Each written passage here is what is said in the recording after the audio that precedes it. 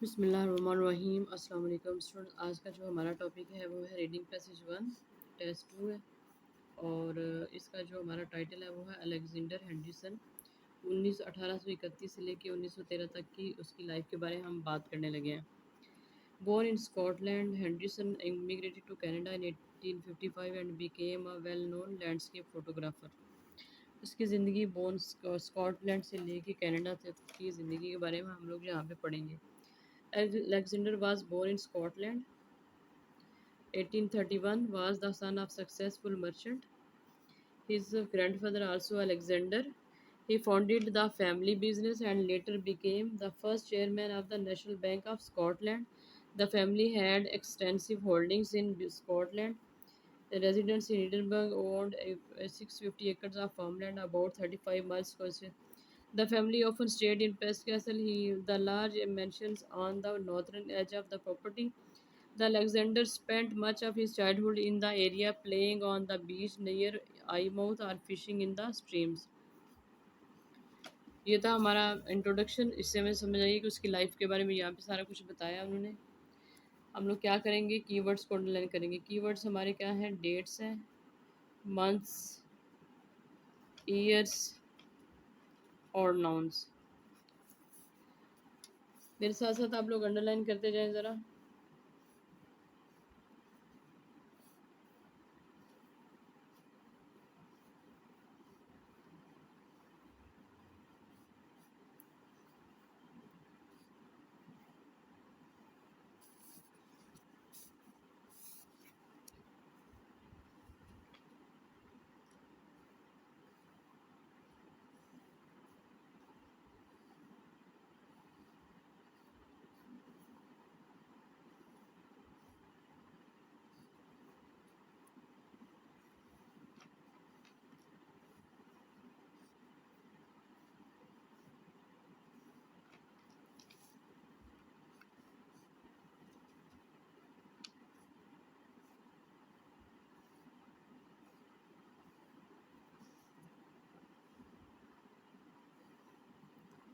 ये हमारे कीवर्ड्स। अब आ जाए ज़रा क्वेश्चंस पे।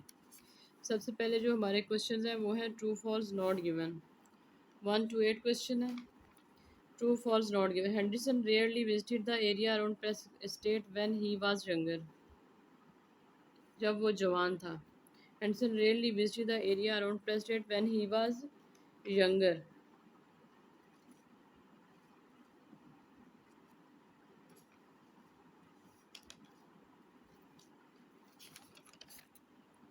The large mansion on the mouth Alexander spent much of his childhood in the area. उधर उसने अपनी पूरी ज़िंदगी बचपन गुजारा था। तो ये हमारा क्या है, फॉल्स है। यंगर ने ही चाइल्डहुड।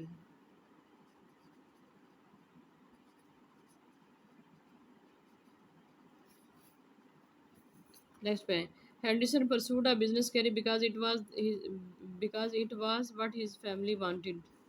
उसने इस वजह से अपना कैरियर जो है स्टार्ट किया था क्योंकि उसकी फैमिली ऐसा चाहती थी। Henderson pursued Henderson returned to press at 1940, began apprentice to become an accountant. Although he never liked the prospect of business career, he stayed with it to please his family.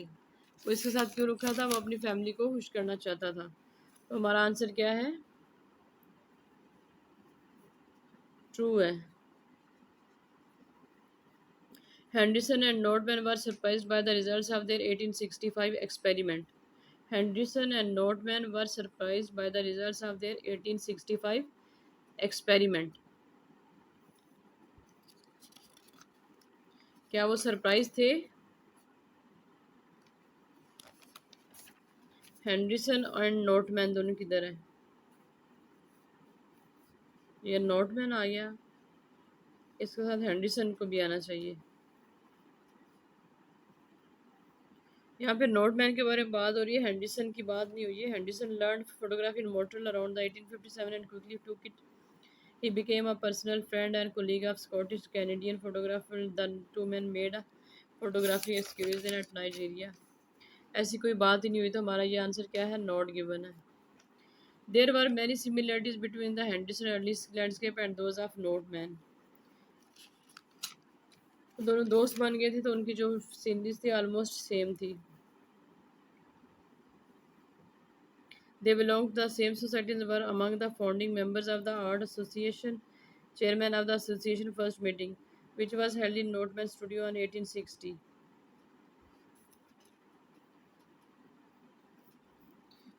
In spite of their friendship, their style of photography were quite different. वो कहते हैं similarities हैं. तो ये क्या है? Similarities का synonym antonym यहाँ पे दिया है.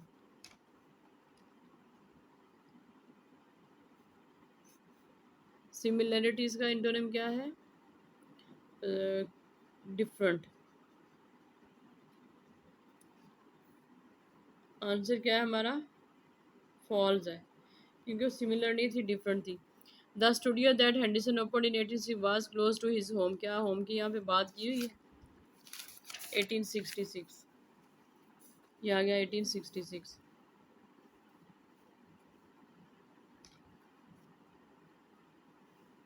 यहाँ पे होम की बात ही नहीं हुई, तो हम लोग इसको क्या करेंगे? नॉट गिवन कर देंगे. Anderson gave up portraiture so that he could focus on taking a photographs of scenery. Gave up मतलब छोड़ देना, ड्रॉप कर देना. क्या उसने ड्रॉप कर दिया था? ड्रॉप पोर्ट्रेचर, यहाँ पे ड्रॉप्ड हो गया. सिनोनिम क्या है? Gave up. आंसर क्या है हमारा? ट्रू है. नेक्स्ट पे है ज़रा. When Henderson began work for the intercolonial railway, the Montreal to Halifax line had been finished. कहते हैं वो फिनिश हो चुकी थी. इंटरकोलोनियल रेलवे और मॉन्ट्रियल टू हॉलीफैक्स, ये किधर है? इंटरकोलोनियल रेलवे,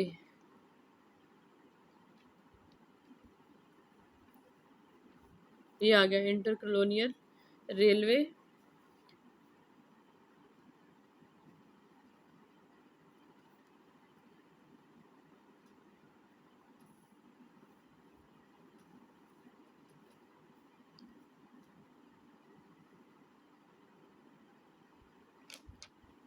लाइन ये है completed, almost completed.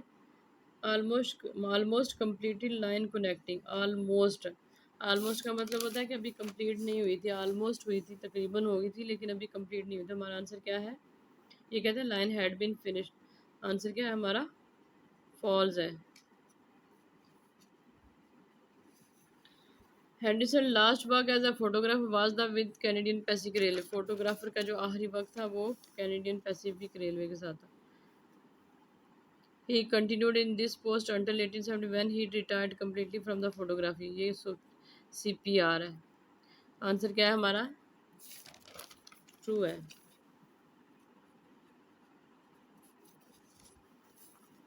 One word only, एक वर्ड आप लोगों ने यहाँ पे लिखना है. Alexander Henderson early life. was born in Scotland 1831. Father was R dash. उसका बाप क्या था? 1831 में पैदा हुआ था और उसका बाप क्या था? And his father was successful merchant.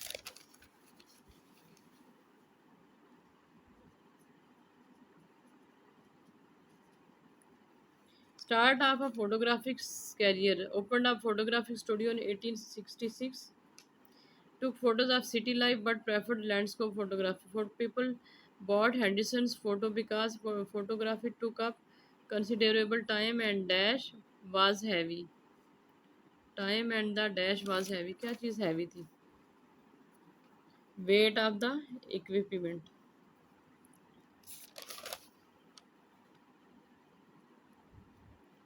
जब हमें एक ही सिनोनिम मिल जाता है तो हमें दोबारा पढ़ने की जरूरत नहीं पड़ती.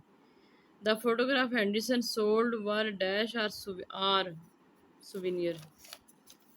सुविनियर किधर है? To buy photograph souvenir of a trip are as gifts. Answer क्या है हमारा? Gifts.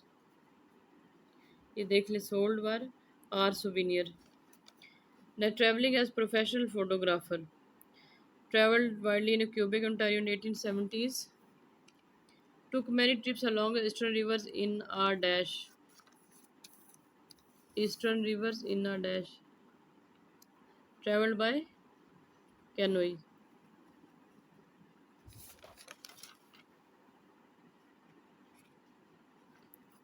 Worked for CPR in 1885 and photographed the dash and the railway at Rogers Pass. Photographed the dash. उसने किस चीज़ की फोटोग्राफ्स ली थी?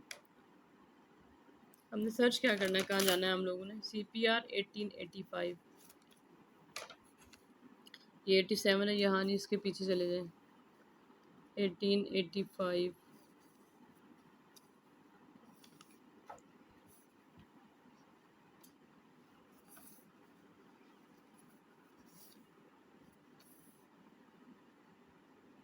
ये आ गया।